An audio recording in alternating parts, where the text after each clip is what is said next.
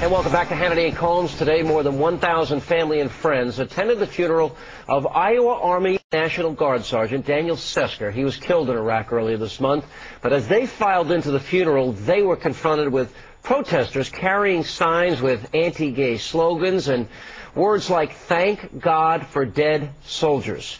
Members of the Westboro Baptist Church have been protesting military funerals since last June, but today's display came just one day after Iowa Governor Tom Vilsack signed legislation that specifically bans disorderly conduct within 500 feet of a funeral or a memorial service. Joining us now from Westboro Baptist Church, Shirley Phelps Roper is with us.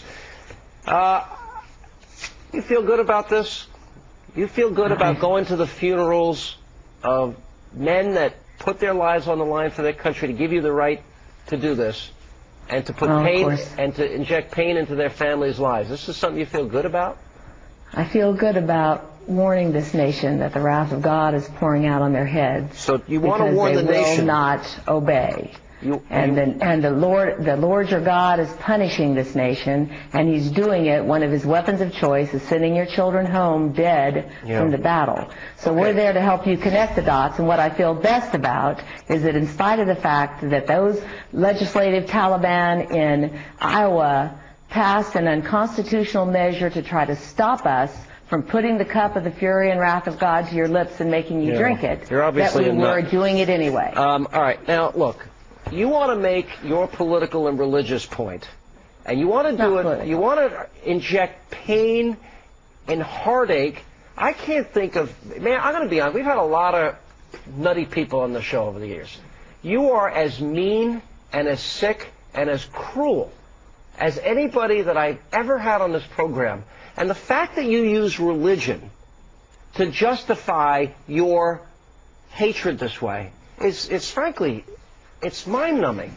Do you really believe when you hold up your signs, thank God for IEDs, that innocent people died, thank God for September 11th, thank God for AIDS? There are no innocent people. Thank God for 9/11. Thank God for dead soldiers. Thank God for IEDs. There are no innocent people. And you believe all of that? You think that all these mean things that you're saying can bring back a single one of those soldiers? Hang on a second. Or bring back a single 9/11 victim? I got a question for you. You thank God for 9/11. You thank God for AIDS. You thank God for dead soldiers that give you the right to be a fool? I thank God for every single one of His righteous judgments that He executes upon a rebellious nation. Hey, Shirley, it's Alan Colmes. People who will not obey. What's the matter with you? What's the matter? What is the matter with you? Why won't you just obey? The Scripture says if you obey, that the Lord your God will bless you. If you do not obey the commandments of the Lord your God, then He'll curse you. Shirley, I want to be very clear here. Your church, hold on a second. Your church, you call it, Shirley? When your child comes home. Can you hear me okay? I can hear you. Your church is called the Westboro Baptist Church. They're not associated with any mainstream Baptist organization. It's mostly your own family members in this church. You and your father, Fred Phelps, hate not just gays. You hate Catholics. You hate Jews. Your father referred to the Holocaust as minuscule, led a protest at the Holocaust Museum in D.C., said Jews are the real Nazis. You are an abomination. You ought to be ashamed of yourself. You're an embarrassment to this nation. Well, I'm glad you the way you behave towards soldiers who risk their lives for this country, you ought to be ashamed of yourself.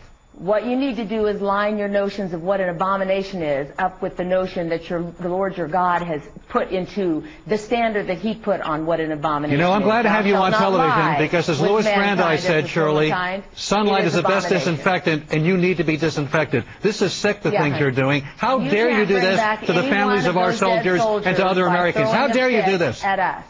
How dare you fail to obey the commandments of the Lord your God and bring His wrath down upon not just your own head, but the heads of these young men and women who have been cut off by a raging mad God. Described I don't respond to you. I don't have to answer to you. I answer to the God of Abraham, Isaac, and Jacob. Fire coming out of His mouth. You have said... That's your God. How dare you invoke the God of Abraham, Isaac, and Jacob and then flip Him off, refusing to obey and behave yourself. Let me ask you a question. You know that sodomy is an abomination, and yet this nation rises up with one voice to say it's okay to be gay. If you can just stop your rant for just 1 second, let me ask you a question.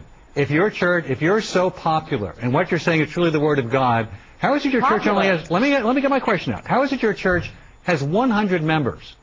Well, it's really and it's your family. 100. It's really not quite 100, and about 80% are our family. But nevertheless, that doesn't change the Word of God. And by the way, you say we're popular. No, no, no, no. You ought to be ashamed of yourself. We're hated I got a by last this question. nation, I got one last question. And that's what the Scripture says will happen. You hate God, you hate His judgments, and you hate us I'm a for Christian. telling you I don't about it. hate God. Let me ask you a last question. No, you're not a Christian. Go ahead. What are your sins? Yeah, you tried this the other day. Why don't we talk about the issue at hand? What are your sins? Why is it that you don't warn your neighbor? Why don't you use that bully pulpit that you have to warn your neighbor that his sin has taken him to hell and to encourage your fellow man? Knowing the terror of the Lord, you should persuade men to obey and behave. All right, hallelujah.